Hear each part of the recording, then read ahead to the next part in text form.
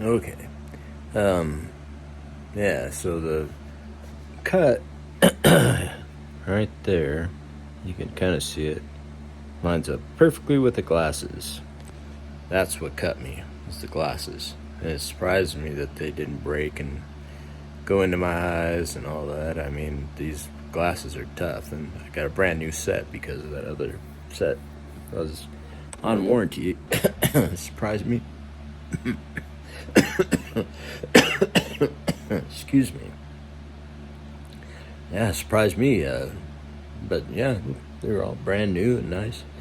Um, but yeah, and this just itches. It feels like things are moving in there, and it'll just come out of the blue. I'll just be sitting here, and then all of a sudden, it gets all electric. Yeah, it's really annoying. Yeah, but I want to talk about the place where I'm living. It's a long story. It should be 10, 15 minutes. I was in Flagstaff. I lost my place. But I sold it and got some money, and I had to move out of Flagstaff because it was just too expensive. I mean, things are just out of control rent-wise. It's horrible right now. But I always liked Taos, so I moved to Taos, and I mean, I could tell you my physical address. You'd still never find it. So I won't tell it anyways, but that's where I'm at, Taos, New Mexico. And yeah, so I moved here in my Kia Sedona on a cot with a trailer being towed behind me. I paid somebody to tow a trailer out here with my stuff, and then slept in Walmart parking lot in the back of my Kia Sedona for, I don't know, it was like 2 weeks or something until I found a place. I was calling around, and then everybody was saying, yeah, you gotta give me a year's rent first. And I was like, okay, I'll do that. I just need to get into a place. I need to get this trailer emptied and then sell the trailer because I still have that damn thing. But I finally found a place, and I told him, hey, I'll pay you a year's rent. And he didn't want to take the year's rent. And I was like, okay, whatever. And then the landlord, he started like making that, no wonder you wanted to give me a month's rent later on, because we got into it like immediately once I got into this place.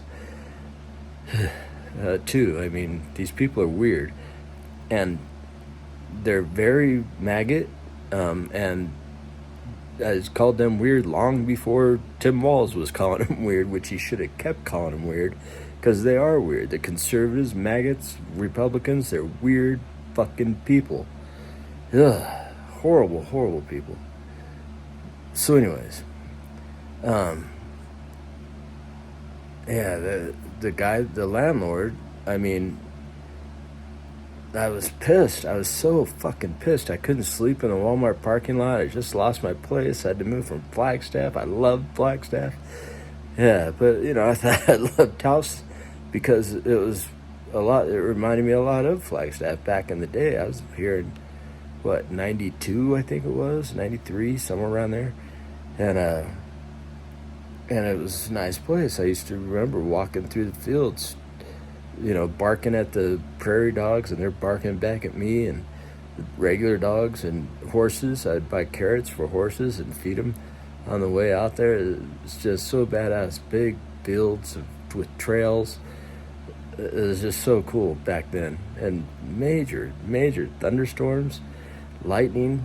Back when we had handheld, the landlines, and I was afraid to use the phone because it was that hardcore lightning. It's just a really cool place. I used to watch the storms come in and just pound the mountain as it came in, the lightning, and starting little fires, but then they'd go out because it was raining so hard.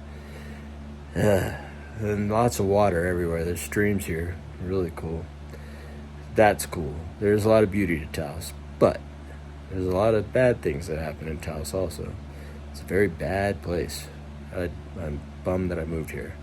There's these little stink bugs that get into everything. They swarm for 9 months out of the year, and you have to put up these blue lights that they get attracted to and get stuck to, and it's still not enough. You have to replace the sticky parts all the time. That too. But there's so much more to Taos that's just horrible. But before I get into Taos, if I haven't already, I probably have. I have to go back and see what I've talked about because I'm getting old and forget things.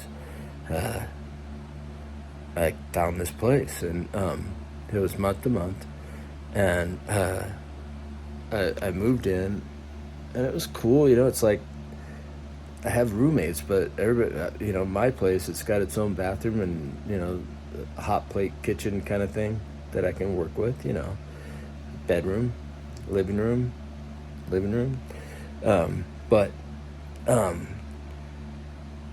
and then there's my neighbor who's got a pit that I walk every now and again, and another neighbor that, it's kind of like a semi-retirement old folks home-ish kind of thing. It's the first time I've ever lived anything, but here I am. I'm old, so people come and go. Lots of weird people come and go. Also, we've had some doozies. Yeah, one chick, she lived right next door to me, and she left her door open all the time, which was just bizarre. I don't know why. I like privacy, but she just left her door open. She had cats, and cat boxes in her places, big cat boxes, and the stench that would come out of her place, and the cat would shit in the potter down we have this, I come up 2 flights of stairs to my place. There's a planter there, and the cat would shit in it, and it just stank, and then she lied to me about it. I was pissed. God, how disgusting. It was just so bad, and everybody complained about it. It wasn't just me. It wasn't me, it was her. But anyways, there's this, alright, so almost immediately I was asking about Wi-Fi and if I could get Wi-Fi here, and he goes, the landlord says, well, we can drill a hole through your floor and hardwire you. And I was like, yeah, I guess, and so he said he wanted to set an appointment at a later date. So he set an appointment at a later date, and he specifically told me that he was going to be going to the bank the next day to fix, I was having trouble wiring him money, and he was thinking that I was trying to rip him off and all this shit. And that was a big thing. And I'd be sitting in my car, and he'd trap me in my car and go, hey, did you get that fixed? I go, hey, you gave me the wrong address first. And that's what's screwing everything up. I mean, figure out if I have actually sent you any money, and we'll try going another route. It's not that big a deal. So that was a month because I gave him cash the first month. But, yeah, so, and I wanted things in writing, something, lease or something. And I had trouble getting that. But about a month in, he set an appointment, and he told me that the next day he was going to try and fix that was Monday. It was a Sunday that him and his son were going to come in and do the work. And it was like, okay, and I set everything up, moved everything out of the way, and made it so that they could come inside and do this. Yeah, this is going to take much longer than this is going to be my longest one yet, I think. But the son was supposed to come over. They were supposed to both do it. And then the next day he's going to fix what was ever at the bank. And I woke up and heard him out talking to some of the other guys out in the kitchen, the community kitchen. And I walked out and said, are we still doing it? And he goes, oh, you still want to do that today? And that was like at the time that the appointment was for. So I said, yeah, I want to get that done today, yes. And he goes, okay, just let me go grab some stuff. And then he took off and never came back. I was like, dude, I'm going to go do stuff. And, my day. And I said 4 o'clock tonight. That's what the next appointment's for. That's when I'll be back. I didn't hear anything from him. And then the next day he goes, hey, can we take care of that today? And I said, I'm over it. I don't want to do this anymore. And I piled up a bunch of stuff in front of the door just to make sure that if anybody's trying to get in, because at that point they had keys to my place. And so then I hear, hey, Brian. And I thought it was coming, I was like, what the fuck? And it's coming from, I thought it was coming from the parking lot, but it was actually coming from my front door. They opened the front door and were pushing stuff out of the way that I piled in front of it so that I would have warning of somebody coming into my place because something weird's going on, right? So they poked their head around the corner and said, hey, we're here to do that. And I'm laying in bed in my underwear. I'm all, what the fuck? And I mean, I have this all in text. I make sure that everything's in text so that I could have it in writing, and I have this all saved in text. This guy and his son. So they come in, and I go, this is supposed to be for yesterday. What are you guys doing? This is unannounced.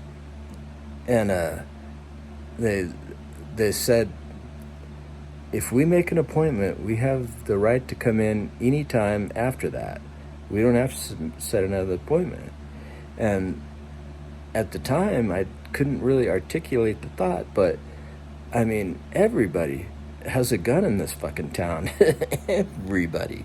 And I mean, you go into the wrong place, somebody might shoot you because you went in unannounced the next day because you thought that you could go in. The law says, you know what I mean? But I'll tell you what, if I'm in front of a judge and I said, yeah, they walked into my bedroom while I was in my underwear and I shot them, I didn't know what was going on. What's the judge going to say? I mean, that'd go either way, right? I mean, fuck, man. There was an appointment the day before, and even if they did just accidentally make a mistake, they still came in unannounced, and I have it on text. So that was the first thing. And then I flipped out. I was so pissed, screaming at the top of my lungs, saying things like, hey, did you want to show your son what a grown man looks like naked? The top of my lungs. The neighbors heard me. I was screaming this shit. Yeah, just all day. That was ongoing litany of just hardcore yelling for 5 hours. I was pissed. But during this, the landlord left his son to drill the hole, and he looked around my place and he was like, you know what, I'm sorry, Brian, that's been a mistake, I'm really sorry. Yeah, let's just go, Jeremy. Sorry, shouldn't have given his name, but whatever. I mean, doesn't matter. I don't care if they hear this. So he walked out, and I said, hey, could he leave so I can put some clothes on? And I'm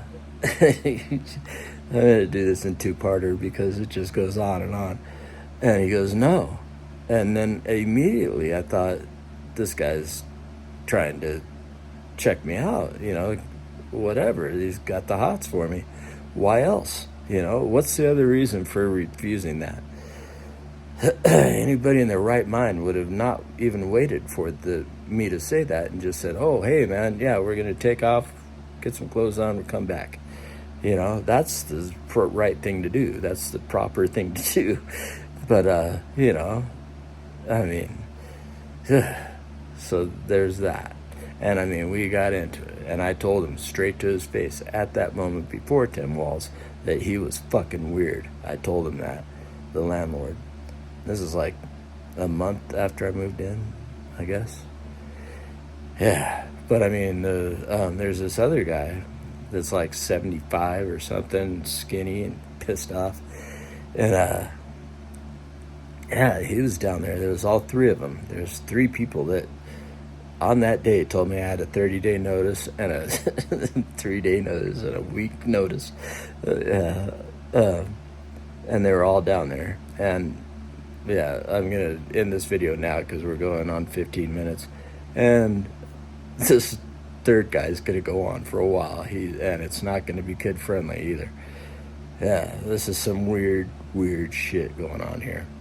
Anyways, signing off. Look for part 2 coming up.